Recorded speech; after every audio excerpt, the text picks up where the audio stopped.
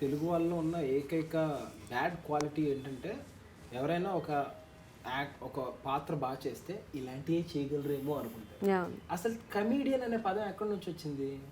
అందరూ యాక్టర్లే. హీరో అంటే ప్రొటాగనిస్ట్, ఎవరైతే కథను ముందుకు తీసుకెళ్తారో ఓకే. హీరోయిన్ అంటే జత ఓకే. మిగతా వాళ్ళందరూ యాక్టర్సే. ఇక దాంట్లో కమీడియన్, విలను, వ్యాంపు ఇవి ఉండవు. కానీ మన వాళ్ళకి అంత మెచ్యూరిటీ అనేది ఇప్పుడిప్పుడు వస్తుంది. బికాజ్ కోవిడ్ తర్వాత ఇంటర్నేషనల్గా చూడడం స్టార్ట్ చేశారు. మీకు అందుకనే సినిమాలు వచ్చే టెంప్లెట్ కూడా మారిపోయింది. సో నేను ఇప్పుడు ఎవరైనా చూస్తున్నారంటే వాళ్ళకి నేనేం చెప్తున్నానంటే, నేనే కాదు ఏ యాక్టర్ అయినా అన్నీ చేయగలడు. మీరు ఛాన్స్ ఇవ్వాలంతే. మీరు ఇస్తే మేము చేస్తాం.